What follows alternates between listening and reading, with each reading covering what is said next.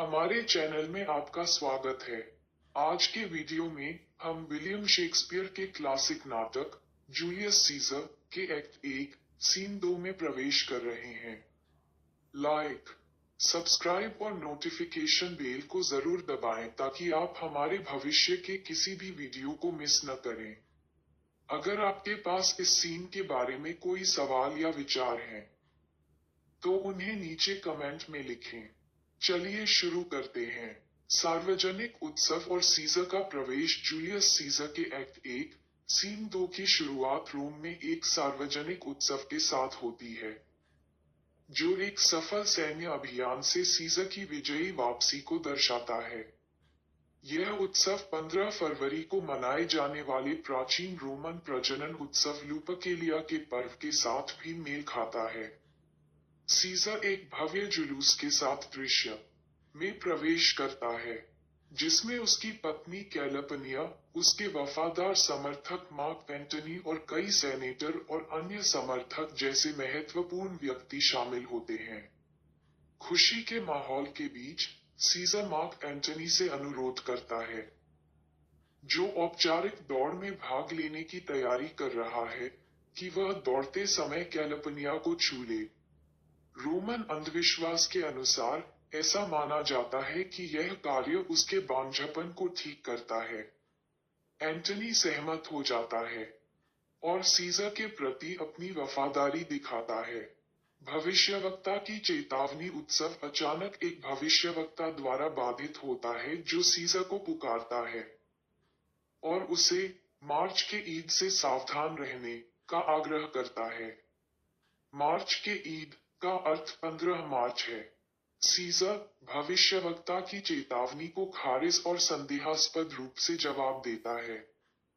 सावधानी को केवल अंधविश्वास मानकर टाल देता है। वह भविष्यवक्ता को आगे आकर चेतावनी दोहराने का निर्देश देता है, लेकिन भविष्यवक्ता द्वारा अपना संदेश दोहराने के बाद भी उसे खारिज कर देता है। ये क्षण सीजर के लिए आसन्न खतरे का पूर्वाभास देता है और ऐसी स्पष्ट चेतावनी को अनदेखा करने में उसके अहंकार को उजागर करता है। कैसियस द्वारा ब्रूट्स के साथ छेड़छाड़। जैसे जैसे उत्सव जारी रहता है, ब्रूट्स और कैसियस एक निजी बातचीत करने के लिए अलग हो जाते हैं। कैसियस, जो सीजर के प्रति गहरी नाराजगी रखता है, सीजर के सत्ता में आने के बारे में ब्रूट्स के विचारों की जांच करना शुरू कर देता है। कैसियस चालाक और प्रेरक है, जो ब्रूट्स के मन में संदेह के बीज बोने के लिए चापलूसी और हेरफेर का उपयोग करता है। वह ब्रूट्स के सम्मान की भावना और रोम के प्रति प्रेम का आह्वान करता है, ये सुझाव देते हुए कि सीजर की महत्वाकांक्षा अत्याचार और रोमन गणराज्य के अंत का कारण बन सकती है। कैसियस सीजर को कमजोर और उसके पास मौजूद शक्ति के अयोग्य के रूप में चित्रित करने के उद्देश्य से कई किस्से सुनाता है। वह एक ऐसे प्रकरण का उल्लेख करता है जहां उसने सीजर को तिबर नदी में डूबने से बचाया था, और दूसरा जहां सीजर स्पेन में बीमार पड़ गया था, जो सीजर की कमजोरी और मानवीय कमजोरी को दर्शाता है। कैसियस का तर्क है कि ब्रूट्स जैसे महान और सम्माननीय व्यक्ति को एक भी व्यक्ति को रोम पर शासन करने की अनुमति नहीं देनी चाहिए। ब्रूट्स का आंतरिक संघर्ष। ब्रूट्स कैसियस की बात सुनता है, लेकिन वह स्पष्ट रूप से उलझन में है। वह रोम के गणतंत्रीय आदर्शों को महत्व देता है और सीजर के संभावित राज्याभिषेक के परिणामों से डरता है। सीजर के साथ अपनी दोस्ती के बावजूद रोम के लोकतांत्रिक सिद्धांतों के प्रति ब्रूट्स की वफादारी उसे अपने रुख पर पुनर्विचार करने के लिए मजबूर करती है। कैसियस ब्रूट्स पर दबाव डालना जारी रखता है, इस बात पर जोर देते हुए कि रोम को राजा के अधीन नहीं किया जाना चाहिए।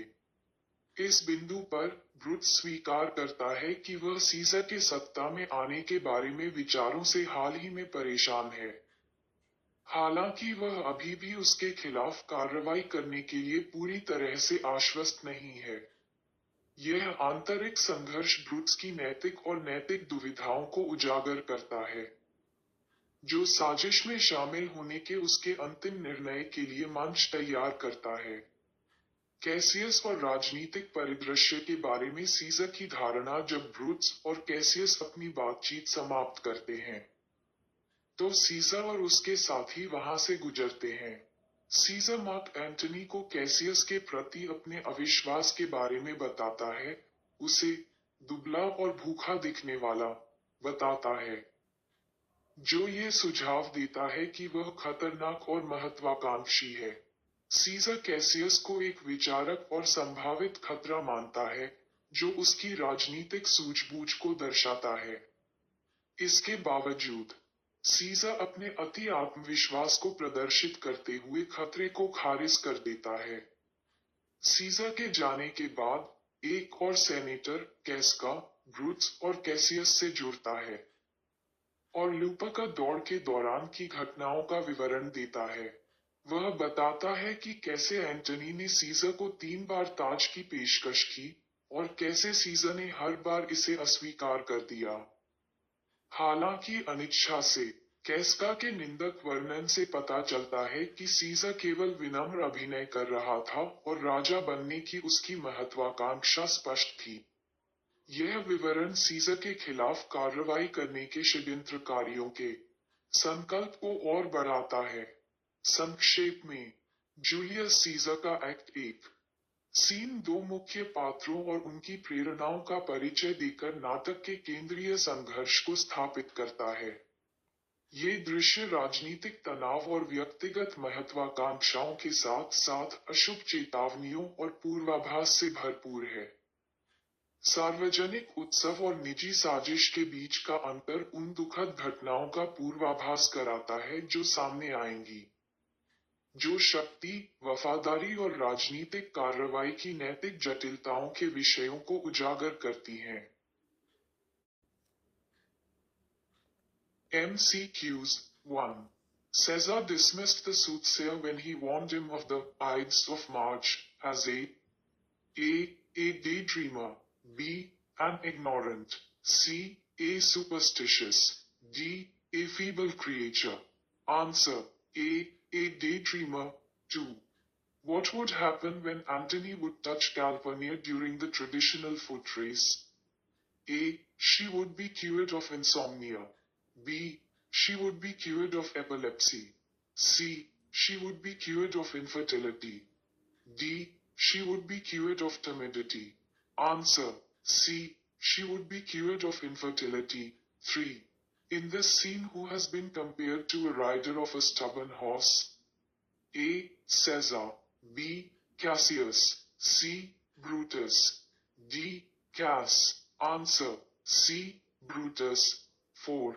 According to Brutus, which trait of Antony does he lack? A. Bravery. B. Liveliness. C. Tactfulness. D. None of these. Answer: B. Liveliness. 5.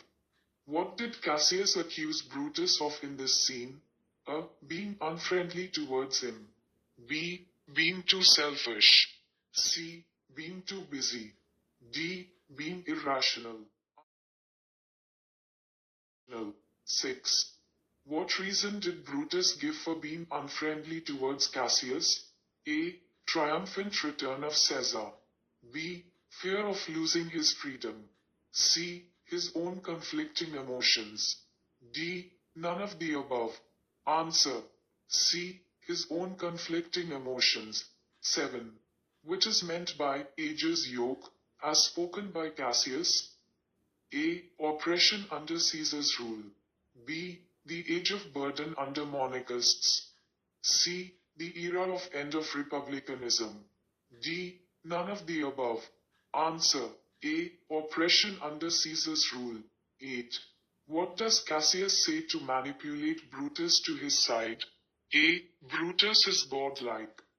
B. Brutus cannot see his own worthiness. C. Brutus is more noble than Caesar. D. None of the above. Answer: B. Brutus cannot see his own worthiness. 9.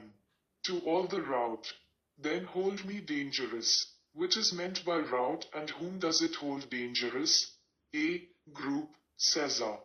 B. Enemy, Brutus. C. Mob, Cassius. D. Tribunes, Cassius. Answer. C. Mob, Cassius. 10. For whom does Brutus say, I love him well? A. Antony. B. Cass. C. Cassius. D. Caesar. Answer. D. Caesar. 11. Which virtue of Brutus is Cassius talking about in this scene? A. He loves Caesar more than himself. B. He loves honor more than he fears of death. C. He prefers death more than money. D. None of the above. Answer. B. He loves honor more than he fears of death. 12. Cassius compares himself to which ancestor of his when he talks about saving Caesar from drowning? A. Aeneas. B. Prometheus. C. Achilles. D. Aphrodite. Answer. A. Aeneas. 13. According to Cassius, Caesar is mortal because he is subject to A. Drowning and fever. B. Sickness and death. C. Temptation and fear. D. Superstition and fate. Answer. A. Drowning and fever. 14. What does Cassius convince Brutus of by giving examples of Caesar's drowning and sickness episodes? A. Caesar is brave and sturdy. B. Caesar is prone to diseases. C. Caesar is not liked by people. D. Caesar is weak and vulnerable. Answer. D. Caesar is weak and vulnerable. 15. Which trait of Cassius' personality is revealed in this scene? A. Clever opportunistic. B. Clever manipulator. C. Fair idealistic. D. Passionate politician. Answer. B. Clever manipulator. 16. Which characteristic trait of Brutus is revealed when he is confronted with making moral choices? A. Slow, confused idealist. B. Quick, active thinker. C. Slow, deliberate thinker. D. None of the above. Answer. C. Slow, deliberate thinker. 17. Cassius says that Rome has space only for one great man. Who is the man Cassius is referring to? A. Brutus. B. Caesar. C. Antony. D. Octavius. Answer. B. Caesar. 18. What does Caesar think about Cassius in this scene? A. He thinks too much and is dangerous. B. He is too thin to be a capable warrior. C. He is too passive to be given a task. D. He is too passive to be a warrior. Answer. A. He thinks too much and is dangerous. 19. For whom does Caesar say that seldom he smiles? A. Antony. B. Brutus. C. Cassius. D. None of the above. Answer. This description of Caesar declining the crown thrice, tell us which characteristic trait of Cass. A. He was a gossip monger. B. He had an irrational prejudice against Caesar. C. He had a favorable impression about Caesar. D. None of the above. Answer. B. He had an irrational prejudice against Caesar. 21. What does Cassius' soliloquy at the end of the scene predict? A. Brutus will not join them. B. Caesar would quell their conspiracy. C. Troublesome times ahead. D. None of the above. Answer. C. Troublesome times ahead.